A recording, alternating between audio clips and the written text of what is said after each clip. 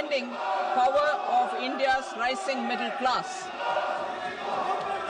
Together, we embark on a journey to unlock our nation's tremendous potential for greater prosperity and global positioning under the leadership of Honorable Prime Minister Shri Narendra Modi. As we complete the first quarter of the 21st century, continuing geopolitical headwinds suggest lower global economic growth over the medium term. However, our aspiration for a Vikasit Bharat inspires us, and the transformative work we have done during our government's first 2 terms guides us to march forward resolutely. Our economy is the fastest growing among all major economies. Our development track record for the past 10 years and structural reforms have drawn global attention. Confidence in India's capability and potential has only grown in this period. We see the next 5 years as a unique opportunity to realize Sabka Vikas, stimulating balanced growth of all regions. The great Telugu poet and playwright Gurujada Apparao had said, "Deshamante matti kadoy, deshamante manushuloy," meaning a country is not just its soil, a country is its people. In line with this, for us, Vikasit Bharat encompasses zero poverty, 100% quality good school education, access to high quality, affordable and comprehensive health care, 100% skilled labor with meaningful employment, 70% women in economic activities, and farmers making our country the food basket of the world. In this budget, the proposed development measures span 10 broad areas, focusing on Garib, youth, Annadata, and Nari, spurring agricultural growth and productivity, building rural prosperity and resilience, taking everyone together on an inclusive growth path, boosting manufacturing and furthering Make in India, supporting MSMEs, enabling employment-led development, investing in people, economy, and innovation, securing energy supplies, promoting exports, and nurturing innovation. For this journey of development, our 4 powerful engines are agriculture, MSME, investments, and exports. The fuel, our reforms, our guiding spirit, inclusivity, and the destination, Vikasit Bharat. This budget aims to initiate transformative reforms across 6 domains. During the first 5 years, these will augment our growth potential and global competitiveness. The domains are taxation, power sector, urban development, mining, financial sector, and regulatory reforms. Agriculture as the first engine. Now I move to specific proposals, beginning with agriculture as the first engine.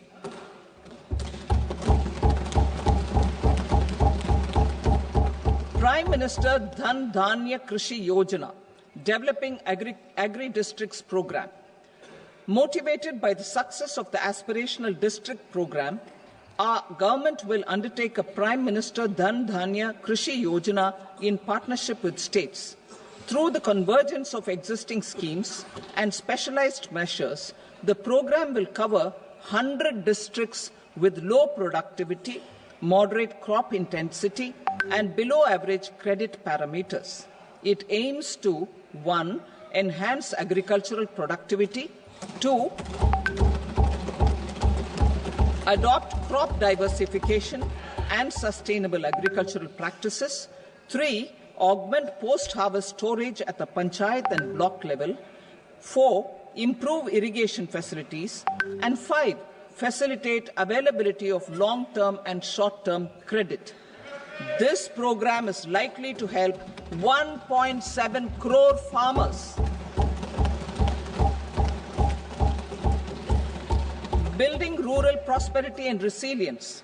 A comprehensive multi-sectoral rural prosperity and resilience program will be launched in partnership with the states. This will address underemployment in agriculture through skilling, investment, technology, and invigorating the rural economy. The goal is to generate ample opportunities in rural areas so that migration is an option but not a necessity. The program will focus on rural women, young farmers, rural youth, marginal and small farmers, and landless families. The details are in Annexure A. Domestic best practices will be incorporated, and appropriate technical and financial assistance will be sought from multilateral development banks.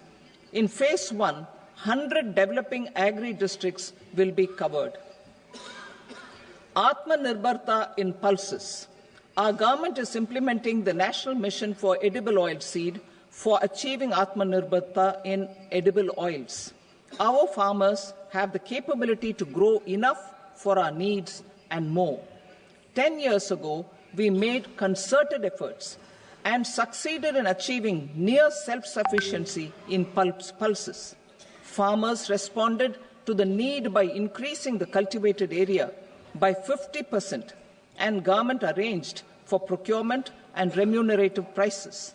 Since then, with rising incomes and better affordability, our consumption of pulses has increased significantly.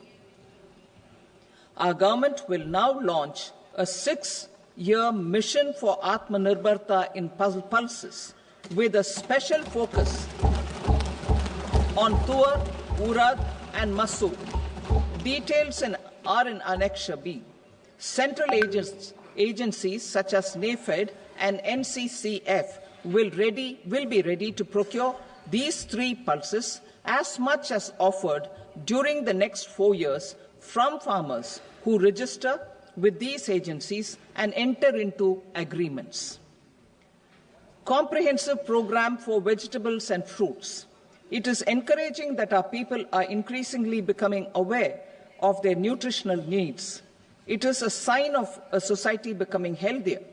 With rising income levels, the consumption of vegetables, fruits, and Sri Anna is increasing significantly. A comprehensive program to promote production, efficient supplies, processing, and remunerative prices for farmers will be launched in partnership with the states. Appropriate institutional mechanisms for implementation and participation of farmer producer organizations and cooperatives will be set up. Makhana board in Bihar. For this, there is a special opportunity for the people of Bihar. A Makhana board will be established in the state to improve production, processing, value addition, and marketing of makhana. The people engaged in these activities will be organized into FPOs. The board will provide hand-holding and training support to makhana farmers and will also work to ensure they receive the benefits of all relevant government schemes. A national mission on high-yielding seeds will be launched, aimed at 1. Strengthening research ecosystem, 2. Targeted development and propagation of seeds with high yield, pest resistance, and climate resilience, and 3. Commercial availability of more than 100 seed varieties released since July 2024. India ranks second largest globally in fish production and aquaculture. Seafood exports are valued at 60,000 crore rupees. To unlock the untapped potential of the marine sector, our government will bring in an enabling framework for sustainable harnessing of fisheries from Indian Exclusive Economic Zone and high seas, with a special focus on the Andaman and Nicobar and Lakshadweep Islands. For the benefit of lakhs of cotton growing farmers, I am pleased to announce a mission for cotton productivity. This 5-year mission will facilitate significant improvements in productivity and sustainability of cotton farming and promote extra long staple cotton varieties. The best of science and technology support will be provided to farmers. Aligned with our integrated 5F vision for the textile sector, this will help in increasing incomes of the farmers and ensure a steady supply of quality cotton for rejuvenating India's traditional textile sector. Kisan credit cards facilitate short-term loans for 7.7 crore farmers, fishermen, and dairy farmers. The loan limit under modified interest subvention scheme will be enhanced from 3 lakh rupees to 5 lakh rupees for loans taken through the KCC. For Atmanirbharta in urea production, our government had reopened 3 dormant urea plants in the eastern region.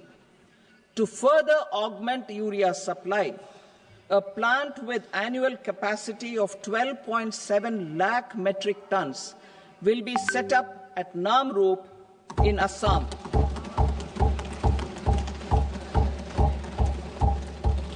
India Post, with 1.5 lakh rural post offices, complemented by the India Post Payment Bank and a vast network of 2.4 lakh Dak Sevaks, will be repositioned to act as a catalyst for the rural economy.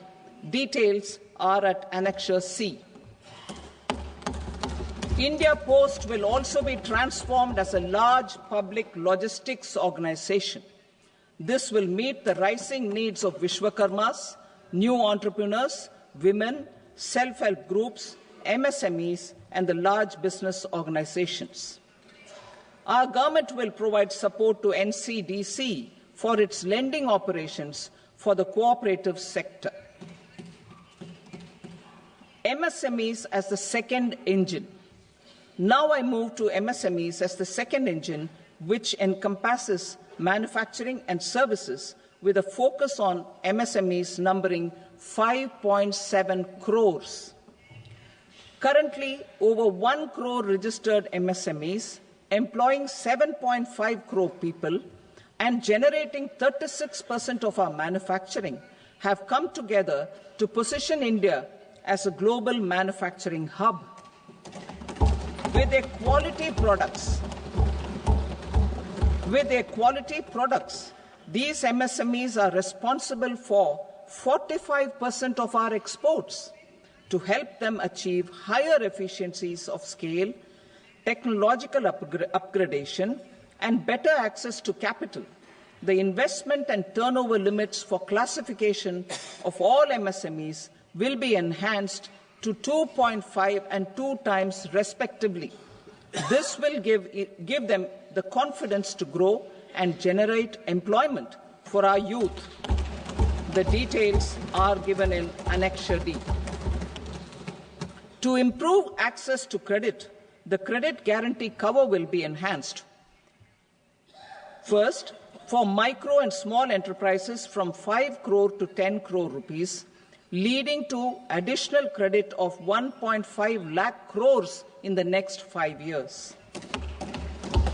Second, for startups from 10 crore rupees to 20 crore rupees, with the guarantee fee being moderated to 1% for loans in 27 focus sectors which are important for Atmanirbhar Bharat. And for well-run exporter MSMEs, for term loans up to 20 crore rupees. Also for the micro enterprises, we will introduce customized credit cards with a 5 lakh rupee limit for micro enterprises registered on Udyam portal. In the first year, 10 lakh such cards will be issued. Fund of funds for startups. The Alternate Investment Fund, AIFs, for startups have received commitments of more than 91,000 crores. rupees. These are supported by the fund of funds set up with the Government of India's contribution of 10,000 crore rupees. Now, a new fund of funds with expanded scope and a fresh contribution of another 10,000 crore rupees will be set up. A new scheme will be launched for 5 lakh women, scheduled castes and scheduled tribes, first-time entrepreneurs. This will provide term loans up to 2 crore rupees during the next 5 years. The scheme will incorporate lessons from the successful Stand Up India scheme. Online capacity building for entrepreneurship and managerial skills will also be organized. Measures for labor-intensive sectors. To promote employment and entrepreneurship opportunities in labor-intensive sectors, our government will undertake specific policy and facilitation measures. To enhance the productivity, quality, and competitiveness of India's footwear and leather sector, a focused product scheme will be implemented. The scheme will support design capacity, component manufacturing, and machinery required for production of non-leather quality footwear, besides the support for leather footwear and products. The scheme is expected to facilitate employment for 22 lakh persons, generate over 4 lakh crore rupees, and exports of over 1.1 lakh crore rupees. Measures for the toys sector. Building on the National Action Plan for Toys, we will implement a scheme to make India a global hub for toys.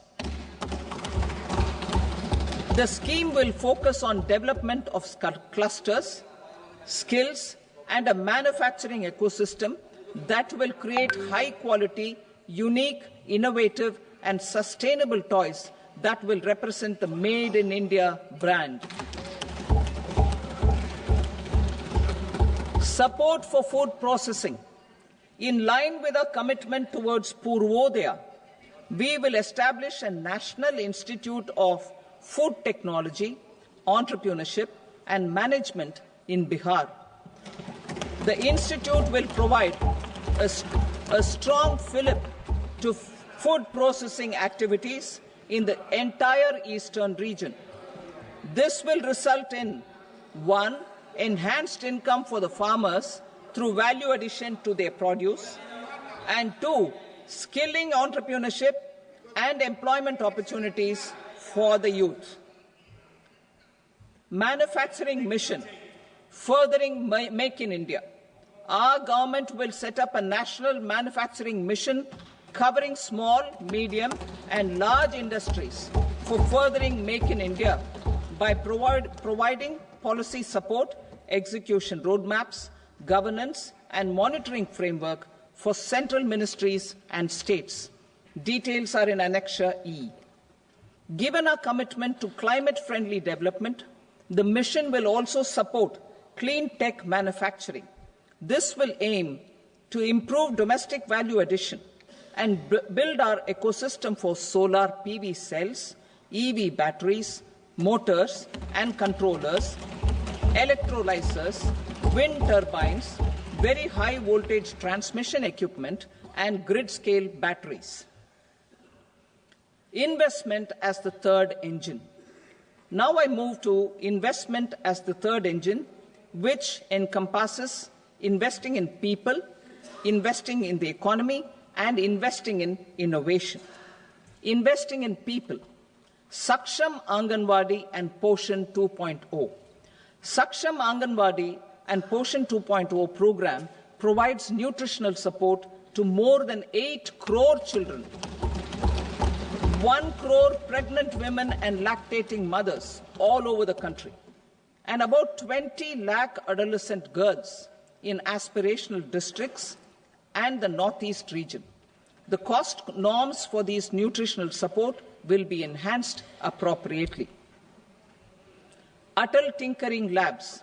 50,000 Atal Tinkering Labs will be set up in government schools in the next 5 years to cultivate the spirit of curiosity and innovation and foster a scientific temper among young minds. Broadband connectivity to government secondary schools and PHCs. Broadband connectivity will be provided to all government secondary schools and primary health centers in rural areas under the BharatNet project. Bharatiya Bhasha Pustak scheme. We propose to implement a Bharatiya Bhasha Pustak scheme to provide digital form Indian language books for schools and for higher education. This aims to help students understand their subjects better and in their language. National Centers of Excellence for Skilling. Building on the initiative announced in the July 24 budget, 5 national centers of excellence for skilling will be set up with global expertise and partnerships to equip our youth with the skills required for Make for India, Make for the World manufacturing. The partnership will cover curriculum design, training of trainers, and a skills certification framework and periodic reviews. Expansion of capacity in IITs. Total number of students in 23 IITs has increased 100% from 65,000 to 1.35 lakh in the past 10 years.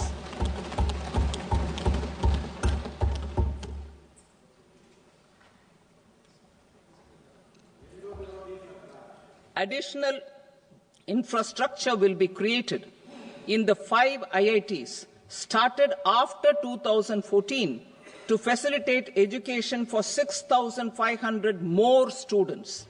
Hostel and other infrastructure capacity at IIT Patna will also be expanded.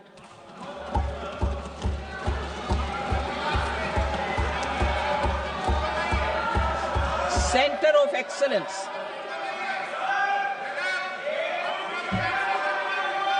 Center of Excellence in AI for Education.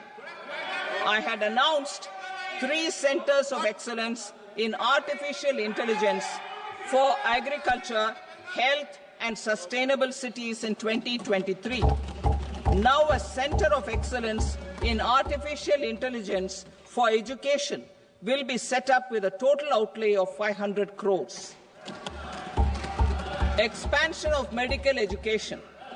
Our government has added almost 1.1 lakh undergraduate and postgraduate medical education seats in 10 years, an increase of 130%. In the next year, 10,000 additional seats will be added in medical colleges and hospitals towards the goal of adding 75,000 seats in the next 5 years. Daycare cancer centers in all district hospitals. Our government will facilitate setting up of daycare cancer centers in all district hospitals in the next 3 years. 200 centers will be established in 25-26 itself.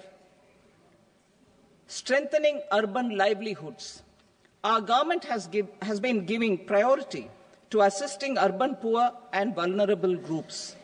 A scheme for socio-economic upliftment of urban workers will be implemented to help them improve their incomes, have sustainable livelihoods, and a better quality of life.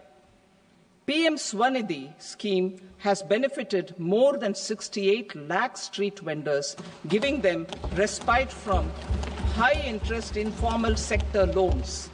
Building on this success, the scheme will be revamped with enhanced loans from banks, UPI-linked credit cards with 30,000 rupees limit, and capacity building support. Social Security scheme for welfare of online platform workers. Gig workers of online platforms provide great dynamism to the new age services economy. Recognizing their contribution, our government will arrange for their identity cards and registration on the e-Shram portal. They will be provided health care under PM Jan Arogya Yojana. This measure is likely to assist nearly 1 crore gig workers.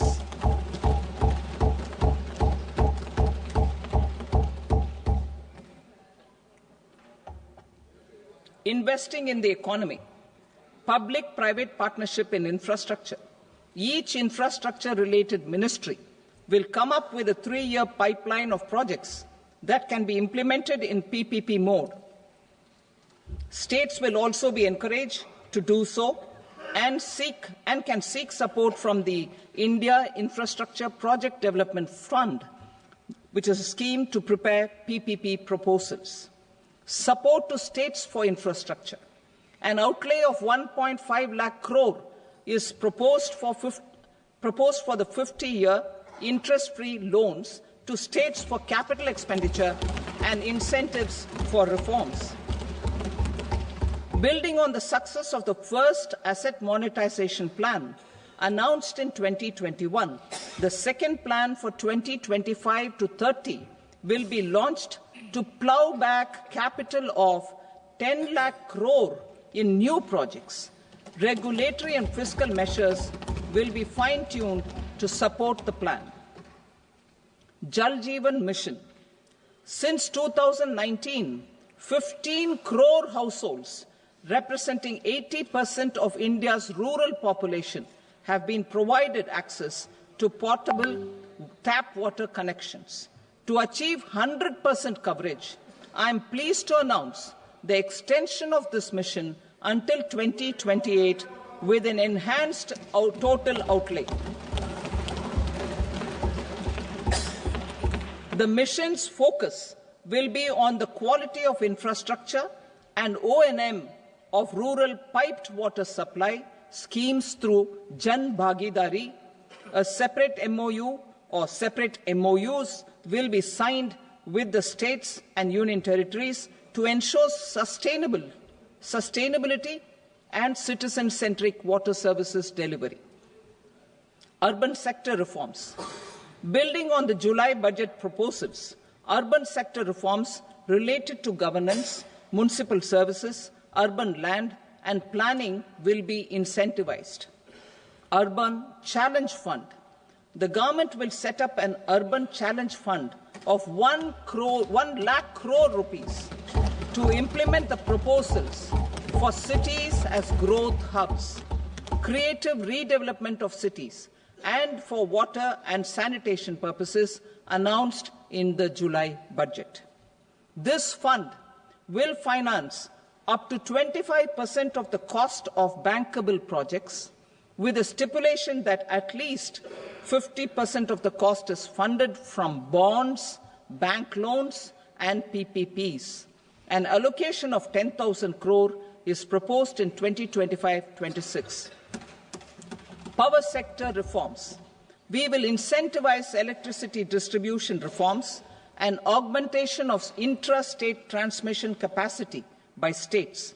This will improve financial health and capacity of electricity companies. Additional borrowing of 0.5% of GSDP will be allowed to states contingent on these reforms. Nuclear energy mission for Vikasit Bharat. Development of at least 100 gigawatt of nuclear energy by 2047 is essential for our energy transition efforts.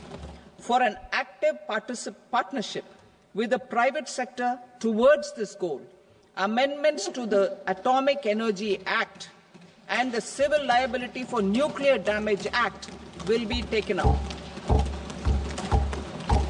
A nuclear energy mission for research and development of small modular reactors with an outlay of 20,000 crore will be set up. At least 5 indigenously developed small modular reactors will be operationalized by 2033. Shipbuilding. The shipbuilding financial assistance policy will be revamped to address cost disadvantages. This will also include credit notes for shipbreaking in Indian yards to promote the circular economy. Large ships above a specified size will be included in the infrastructure harmonized master list. Shipbuilding clusters will be facilitated to increase the range, categories and capacity of ships. This will include additional infrastructure, facilities, skilling and technology to develop the entire ecosystem. Maritime Development Fund. For long-term financing for the maritime industry, a Maritime Development Fund with a corpus of 25,000 crore rupees will be set up. This will be for distributed support and promoting competition. This will have up to 49% contribution by the government, and the balance will be mobilized from ports and from private sector. UDAN regional connectivity schemes. UDAN has enabled 1.5 crore middle-class people to meet their aspirations for speedier travel. The scheme has connected 88 airports, and operationalized 619 routes. Inspired by that success, a modified UDAN scheme will be launched to enhance regional connectivity to 120 new destinations and carry 4 crore passengers in the next 10 years. 4 crore additional passengers in the next 10 years. The scheme will also support helipads and smaller airports in hilly, aspirational and northeast regional districts. Greenfield airports will be facilitated in Bihar to meet the future needs of the state. These will be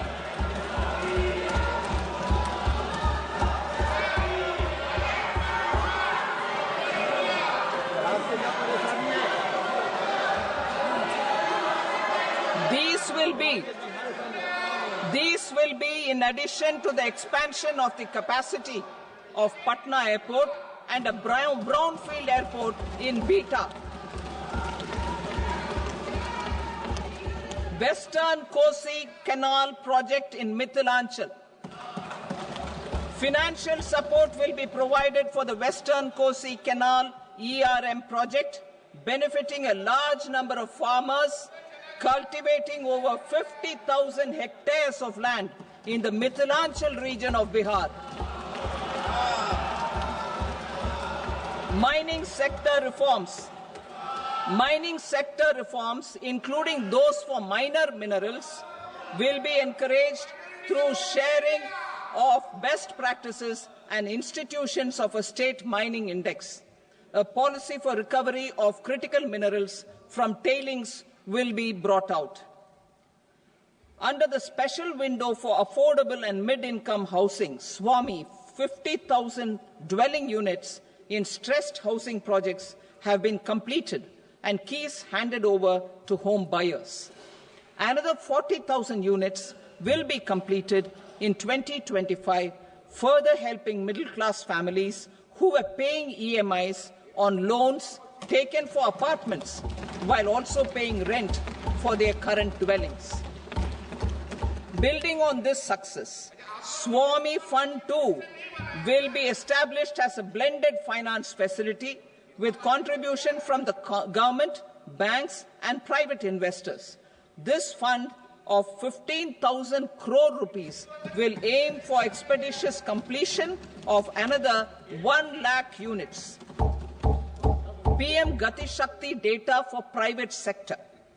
For furthering PPPs and assisting the private sector in project planning, access to relevant data and maps from the PM Gati Shakti portal will be provided. Tourism for employment-led growth. Top 50 tourist destination sites in the country will be developed in partnership with states through a challenge mode. Land for building key infrastructure will have to be provided by the states. Hotels in these destinations will be included in the infrastructure harmonized list. The following measures will be taken for facilitating employment-led growth: organizing intensive skill development programs for our youth, including in institutes of hospitality management, providing mudra loans for homestays, improving ease of travel and connectivity to tourist destinations, providing performance-linked incentives to states for effective destination management, including tourist amenities, cleanliness, and marketing efforts, and introducing streamlined e-visa facilities along with visa fee waivers for certain tourist groups. Continuing with the emphasis on places of spiritual and religious significance, in the July budget, there will be a special focus on destinations related to the life and times of Lord Buddha. Medical tourism and Heal in India. Medical tourism and Heal in India will be promoted in partnership with the private sector, along with capacity building and easier visa norms. Investing in innovation. To implement private sector-driven research, development, and innovation initiatives announced in the July budget, I am now allocating 20,000 crore rupees for this purpose. A deep tech fund of funds will also be explored to catalyze the next generation startups as a part of this initiative. In the next 5 years, under the PM Research Fellowship Scheme, we will provide 10,000 fellowships for technological research in IITs and IISc with enhanced financial support. The second gene bank with 10 lakh germplasm lines will be set up for future food and nutritional security. This will provide conservation support to both public and private sectors for genetic resources. We will start a national geospatial mission to develop foundational geospatial infrastructure and data. Using PM Gati Shakti, this mission will facilitate modernization of land records, urban planning, and design of infrastructure projects. A Gyan Bharatam mission for survey, documentation, and conservation of our manuscript heritage with academic institutions, museums, libraries, and private collectors will be undertaken to cover more than 1 crore manuscripts. We will set up a national digital repository of Indian knowledge systems for knowledge sharing. Now I move to exports as the fourth engine. We will set up an export promotion mission with sectoral and ministerial targets driven jointly by the Ministries of Commerce, MSME, and Finance. It will facilitate easy access to export credit, cross-border factoring support, support to MSMEs to tackle non-tariff measures in overseas markets. A digital public infrastructure, Bharat Trade Net, for international trade will be set up as a unified platform for trade documentation and financing solutions. This will complement the Unified Logistics Interface platform. The BTN will be aligned with international practices. Support will be provided to develop domestic manufacturing capacities for our economy's integration with global supply chains. Sectors will be identified based on objective criteria. Facilitation groups with participation of senior officers and industry representatives will be formed for select products and supply chains. Through this, there are huge opportunities related to Industry 4.0, which needs high skills and talent. Our youth have both. Our government will support the domestic electronic equipment industry to leverage this opportunity for the benefit of our youth. A national framework will be formulated as guidance to states for promoting global capability centers in emerging Tier 2 cities. This will suggest measures for enhancing availability of talent and infrastructure, building bylaw reforms, and mechanisms for collaboration with industry. Our government will facilitate upgradation of infrastructure and warehousing for air cargo, including high-value perishable horticultural produce. Cargo screening and customs protocol will be streamlined and made user-friendly. Reforms as the fuel. Over the past 10 years, our government has implemented several reforms for convenience of taxpayers, such as faceless assessment, 2, taxpayer charter, 3, faster returns, 4, almost 99% returns being on self-assessment, and 5, Vivad Se Vishwas scheme.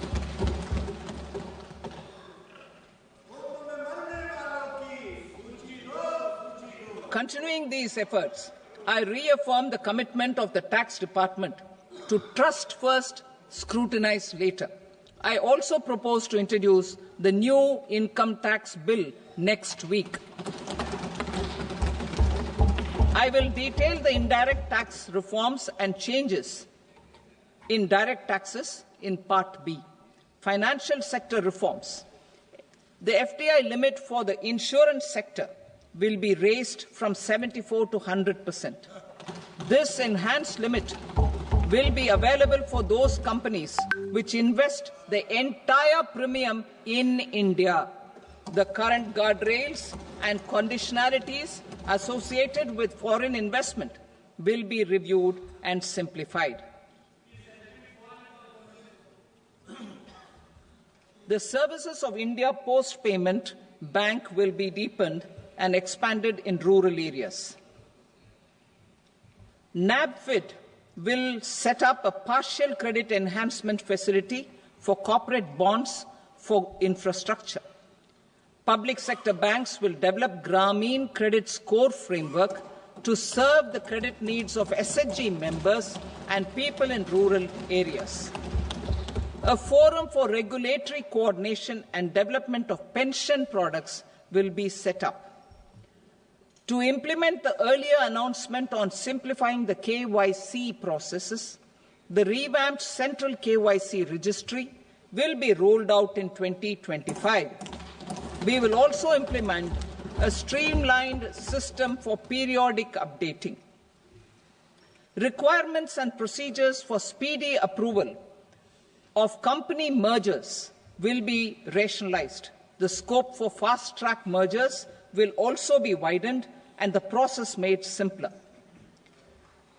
As proposed in the interim budget, we signed bilateral investment treaties with 2 countries in 2024 to encourage sustained foreign investment, and in the spirit of First Develop India, the current model BIT will be revamped and made more investor-friendly. In the last 10 years, in several aspects, including financial and non-financial, our government has demonstrated a steadfast commitment to ease of doing business. We are determined to ensure that our regulations must keep up with technological innovations and global policy developments. A light-touch regulatory framework based on principles and trust will unleash productivity and employment. Through this framework, we will update regulations that were made under old laws. To develop this modern, flexible, people-friendly and trust-based regulatory framework appropriate for the 21st century, I propose 4 specific measures. A high-level committee for regulatory reforms will be set up for a review of all non-financial sector regulations certifications, licenses, and permissions. The committee will be expected to make recommendations within a year.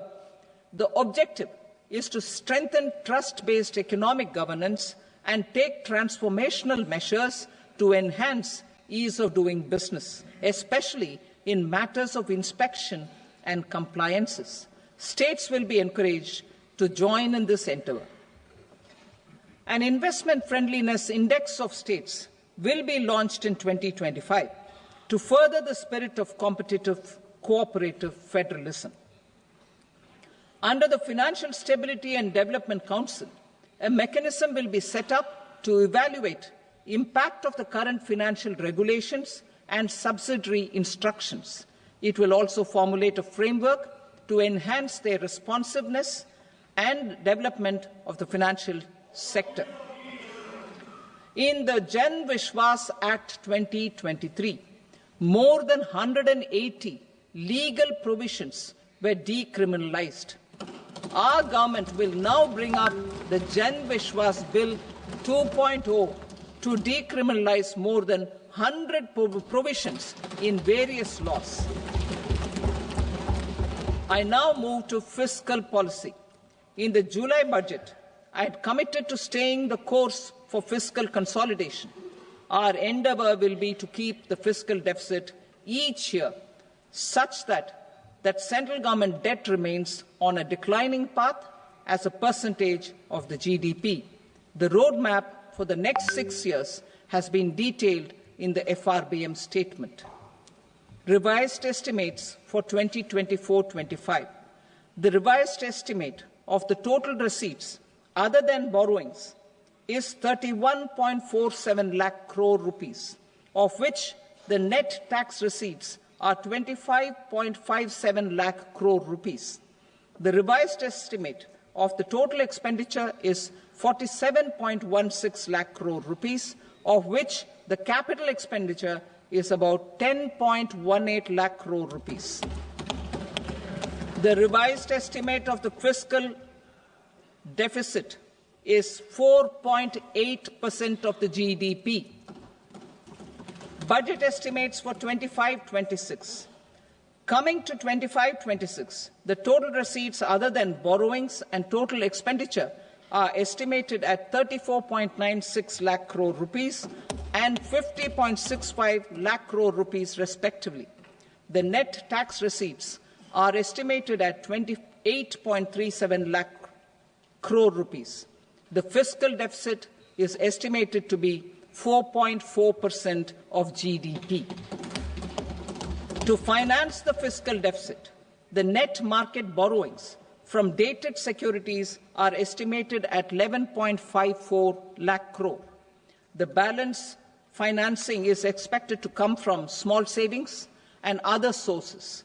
The gross market borrowings are estimated at 14.82 lakh crore rupees. I will now move to Part B.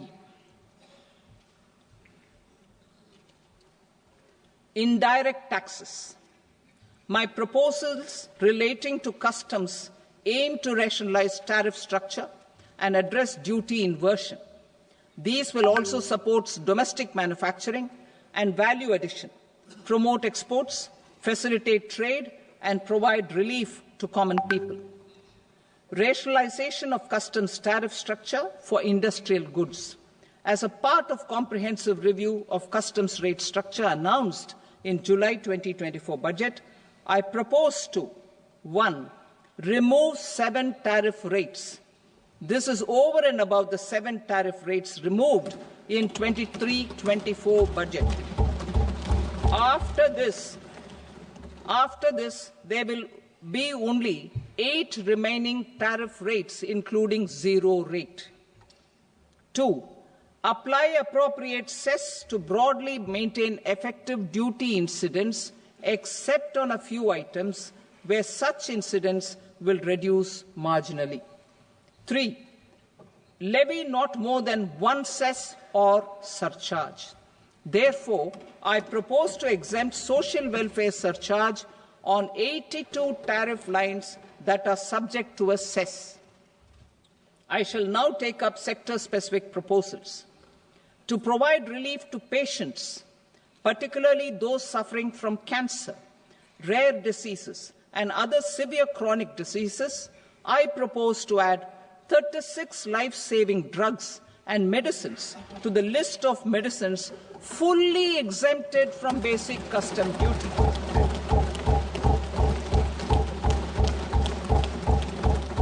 I also propose to add 6 life-saving medicines to the list attracting concessional custom duty of 5%. Full exemption and concessional duty will also respectively apply on the bulk drugs for manufacture of the above. Specified drugs and medicines under patient assistance programs run by the pharmaceutical companies are fully exempt from BCD, provided the medicines are supplied free of cost to the patients. I propose to add 37 more medicines along with 13 new patient assistance programs. Support to domestic manufacturing and value addition. Critical minerals. In the July 2024 budget, I had fully exempted BCD on 25 critical minerals that are not domestically available. I had also reduced BCD of 2 other such minerals to provide a major fillip to their processing, especially by MSMEs. Now, I propose to fully exempt cobalt powder and waste, the scrap of lithium-ion battery, lead, zinc, and 12 more critical minerals. This will help secure the availability for manufacturing in India and promote more jobs for our youth. To promote domestic production of technical textile products such as agro-textiles, medical textiles, and geotextiles at competitive prices, I propose to add 2 more types of shuttle-less looms to the list of fully exempted textile machinery. I also propose to revise the BCD rate on knitted fabrics covered by 9 tariff lines from 10 or 20 to 20% or 115 rupees per kg, whichever is higher. Electronic goods. In line with our Make in India policy and to rectify inverted duty structure, I propose to increase the BCD on interactive flat panel display from 10% to 20% and reduce the BCD to 5% on open cell and other components. In 23-24 budget, for the manufacture of open cells of LCD, LED TVs, I had reduced the BCD on parts of open cells from 5% to 2.5%. To further boost the manufacture of such open cells, the BCD on these parts will now stand exempted. Lithium-ion battery. To the list of exempted capital goods, I propose to add 35 additional capital goods for EV battery manufacturing and 28 additional capital goods for mobile phone battery manufacturing. This will boost domestic manufacture of lithium-ion batteries, both for mobile phones and for electric vehicles. Shipping sector. Considering that shipbuilding has a long gestation period, I propose to continue the exemption of BCD on raw materials, components, consumables, or parts for the manufacture of ships for another 10 years.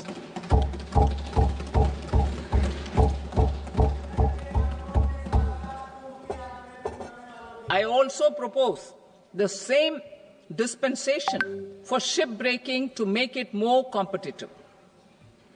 Telecommunication. To prevent classification disputes, I propose to reduce the BCD from 20% to 10% on carrier-grade Ethernet switches to make it at par with non-carrier-grade Ethernet switches. Export promotion. To facilitate exports of handicrafts, I propose to extend the time period for export from 6 months to 1 year, further extendable by another 3 months if required. I also propose to add 9 items to the list of duty-free inputs. Leather sector. I propose to fully exempt BCD on wet blue leather to facilitate imports for domestic value addition and employment. I also propose to exempt crust leather from 20% export duty to facilitate exports by small tanners. Marine products. To enhance India's competitiveness in the global seafood market, I propose to reduce BCD from 30% to 5% on frozen fish paste, surimi, for manufacture and export of its analog products. I also propose to reduce BCD from 15% to 5% on fish hydrolysates for manufacture of fish and shrimp feed. In July 2024 budget, to promote development of domestic MROs for aircraft and ships, I had extended the time limit for export of foreign origin goods that were imported for repairs from 6 months to 1 year and further extendable by 1 year. I now propose to extend the same dispensation for railway goods. Time limit for provisional assessment.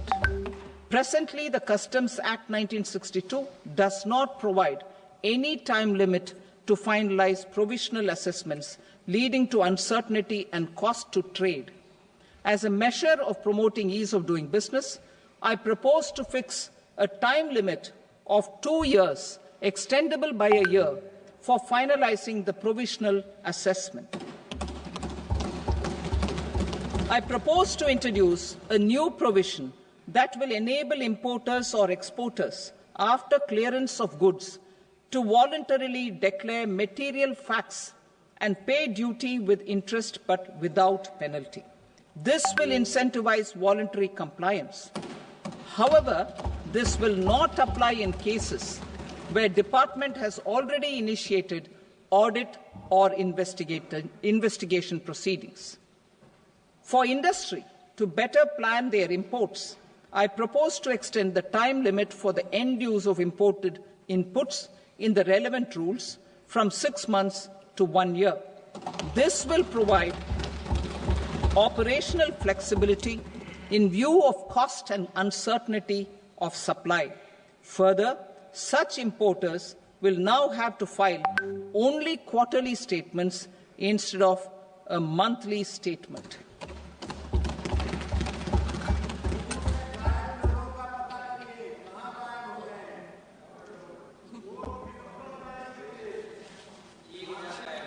I now come to my direct tax proposals.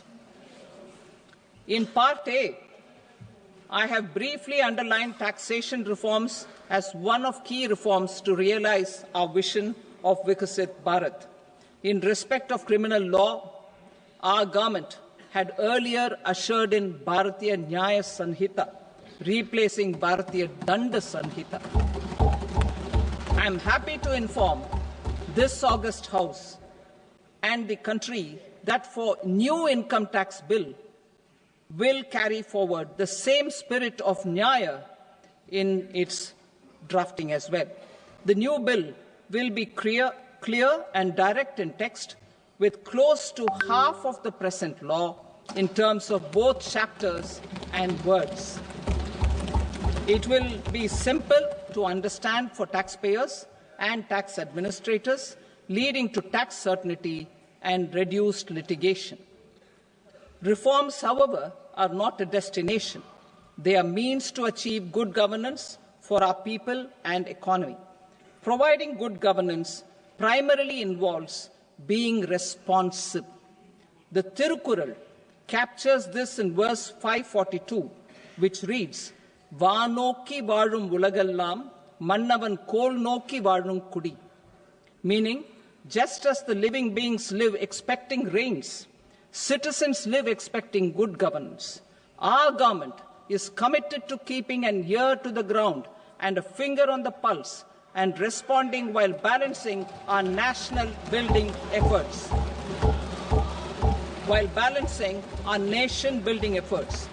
The following measures will detail just how our government will under the guidance of PM Modi, has taken steps to understand and address. I repeat that sentence, sir. The following measures will detail just how our government, under the guidance of PM Modi, has taken steps to understand and address the needs voiced by our citizens. My tax proposals are guided by this spirit. The objectives of my proposals are as follows. Personal income tax reforms with special focus on middle class. Rationalization of TDS and TCS for easing difficulties. Encouraging voluntary compliance. Reducing compliance burden. Ease of doing business. Employment and investment. I will come to my proposal on personal income tax towards the end. TDS and TCS, rationalization for easing difficulties. I propose to rationalize tax deduction at source, TDS, by reducing the number of rates and thresholds above which TDS is deducted. Further, threshold amounts for tax deduction will be increased for better clarity and uniformity. The limit for tax deduction on interest for senior citizens is being doubled from the present 50,000 rupees to 1 lakh rupees. Similarly, the annual limit of 2.40 lakh rupees for TDS on rent is being increased to 6 lakh rupees. This will reduce the number of transactions liable to TDS, thus benefiting small taxpayers receiving small payments. The threshold to collect tax at source, the TCS, on remittances under RBI's liberalized remittance scheme, the LRS, is proposed to be increased from 7 lakh to 10 lakhs. I also propose to remove TCS on remittances for education purposes, where such remittances is out of a loan taken from a specified financial institution. Both TDS and TCS are being applied on any transaction related to sale of goods. To prevent such compliance difficulties, I propose to omit the TCS. I also propose that the provisions of the higher TDS deduction will now apply only in non-PAN cases. In July 2024, the delay for payment of TDS up to the due date of filing statement was decriminalized. I propose to provide the same relaxation to TCS provisions as well. The government under the leadership of Prime Minister Modi believes in Sabka Saath, Sabka Vikas, Sabka Vishwas and Sabka Prayas. In line with this, we brought in updated return facility in 2022 for voluntary compliance by taxpayers who had omitted to report their correct income. Our trust in taxpayers was proved right. Nearly 90 lakh taxpayers voluntarily updated their incomes by paying additional tax. Taking this trust further, I now propose to extend the time limit to file updated returns for any assessment year from the current limit of 2 years to 4 years. I propose to reduce the compliance burden for small charitable trusts and institutions by increasing their period of registration from 5 years to 10 years.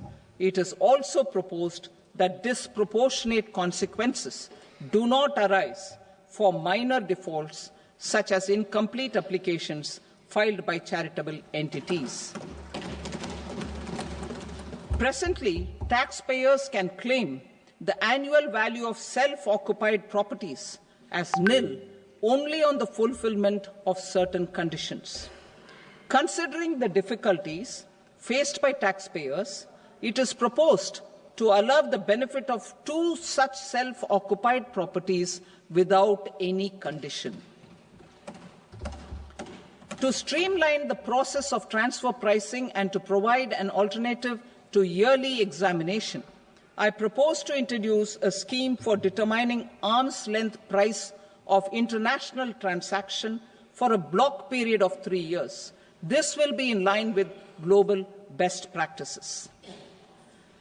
With a view to reduce litigation and provide certainty in international taxation, the scope of safe harbour rules is being expanded. A number of senior and very senior citizens have very old national savings schemes accounts. As interest is no longer payable on such accounts, I propose to exempt withdrawals made from NSS by individuals on or after 29th August 2024. I am also proposing to allow similar treatment to NPS Vatsalya accounts as is available to normal NPS accounts subject to overall limits. In my speech in July 2024, I had promised that all processes, including giving effect to appellate orders, shall be digitalized and made paperless over the next 2 years. So I'm happy to announce that digitalization is being made operational now. In July 2024, we brought in the Vivad Se Vishwas scheme to resolve income tax disputes pending in appeal. The scheme has received a great response, with nearly 33,000 taxpayers having availed of the scheme to settle their disputes. I have a few proposals to promote investment and employment. It is proposed to provide a presumptive taxation regime for non-residents who provide services to a resident company that is establishing or operating an electronics manufacturing facility. I further propose to introduce a safe harbour for tax certainty for non-residents who store components for supply to specified electronics manufacturing units. Presently, the tonnage tax scheme is available only to sea-going ships. The benefits of existing tonnage tax scheme are proposed to be extended to inland vessels registered under the Indian Vessels Act 2021 to promote inland water transport in the country. Extension for incorporation of startups. We continue to support the Indian startup ecosystem. I propose to extend the period of incorporation by 5 years to allow the benefit available to startups which are incorporated before 1/4/2030. In order to attract and promote additional activities in the IFSC, I am inter alia proposing specific benefits to ship leasing units, insurance offices, and treasury centres of global companies which are set up in IFSC. Further, to claim benefits, the cut-off date for commencement in IFSC has also been extended by 5 years to 31/3/2030. Category 1 and Category 2 AIFs are undertaking investments in infrastructure and other such sectors. I propose to provide certainty of taxation to these entities on the gains from securities, to promote funding from sovereign wealth funds and pension funds to the infrastructure sector. I propose to extend the date of making an investment by 5 more years up to 31st March 2030.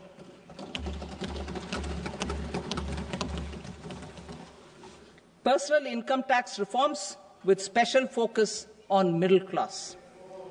Democracy, demography, and demand are the key support pillars in our journey towards Vikasit Bharat. The middle class provides strength for India's growth. This government, under the leadership of Prime Minister Modi, has always believed in the admirable energy and ability of the middle class in nation building.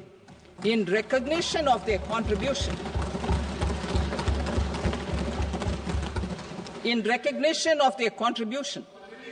we have periodically reduced their tax burden.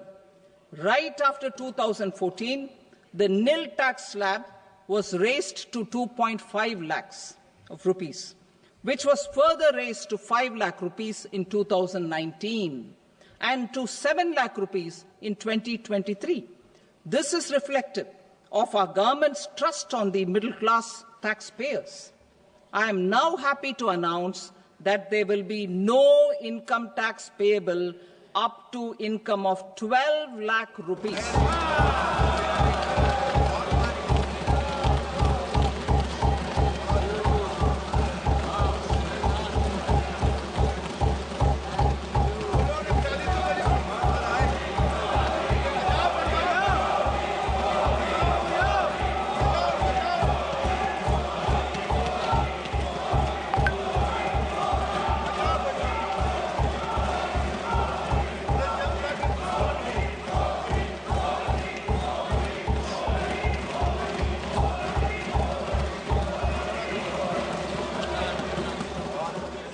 So, average income of 1 lakh per month other than the special rate income such as capital gains under the new regime. This limit will be 12.75 lakh for salaried taxpayers due to the standard deduction of 75,000. Slabs and rates are being changed across the board to benefit all taxpayers. The new structure will substantially reduce the taxes of the middle class and leave more money in their hands, boosting household consumption, savings and investment. In the new tax regime, I propose to revise tax rate structures as follows. 0 to 4 lakh rupees nil, 4.8 lakh rupees to 4 to 8 lakh rupees 5%, 8 to 12 lakh rupees 10%, 12 to 16 lakh rupees 15%, 16 to 20 lakh rupees 20%, 20 to 24 lakh rupees 25%, and above 24 lakh rupees 30%. To taxpayers up to 12 lakh of normal income, other than special rate income such as capital gains. I read that again. To taxpayers up to 12 lakh of income, other than special rate income such as capital gains, tax rebate is being provided in addition to the benefit due to slab rate reduction in such a manner that there is no tax payable by them. The total tax benefit of slab rate changes and rebate at different income levels can be illustrated with a few examples. A taxpayer in the new regime with an income of 12 lakh rupees will get a benefit of 80,000 rupees in tax, which is 100% of tax payable as per the existing rates. A person having income of 18 lakh rupees will get a benefit of 70,000 rupees in tax, that is 30% of tax payable as per existing rates. A person with an income of 25 lakh gets a benefit of 1,10,000 rupees, that is 25% of his tax payable as per existing rates. Details of my tax proposals are given in the annexure. As a result of these proposals, Honourable Speaker, sir, revenue of about 1 lakh crore in direct taxes and 2,600 crores in indirect taxes will be foregone. Mr. Speaker, sir, with this, I commend the budget to this august House.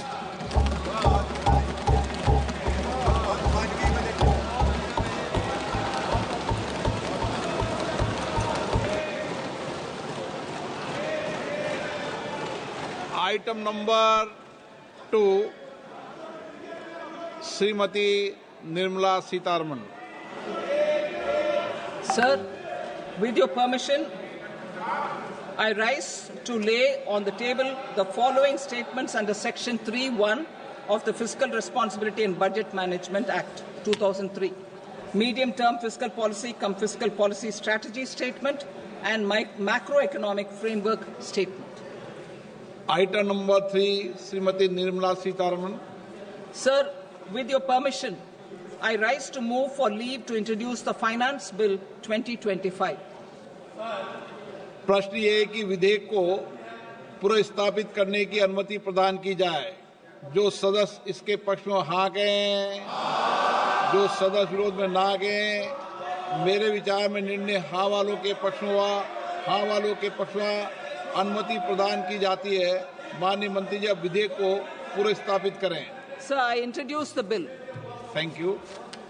सभा की कार्रवाई सोमवार दिनांक 3 फरवरी 2025 को प्राप्त 11 बजे तक के लिए स्थगित की जाती है।